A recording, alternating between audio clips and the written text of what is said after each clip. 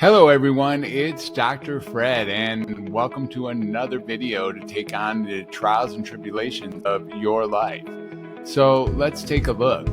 What if the label depressed or anxious is the very thing that's keeping you trapped?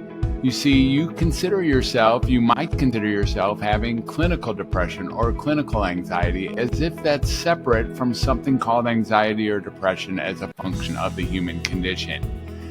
Now, you were given that label and you agreed to take it on because you were in real pain, and this was an explanation for what you were going through and why it was different from what you thought it should be. And I get that. The pain is completely valid, and I don't mean to minimize it or diminish it in any way. The experience is extraordinarily difficult, and when you're feeling anxious or depressed, it's very uncomfortable. And you can take on a diagnosis to explain it if you like, or you can see that it's a passing experience associated with what we're all going through called the human condition.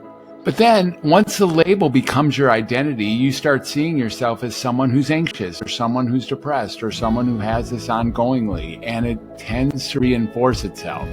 This is what I'd like you to review and revisit and see if it actually fits. The path to freedom here is not through another pill. It's not even through getting another diagnosis.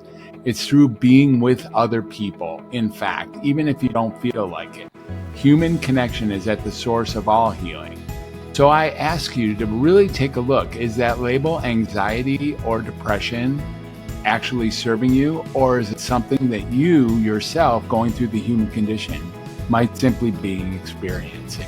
Isn't that amazing? Thank you.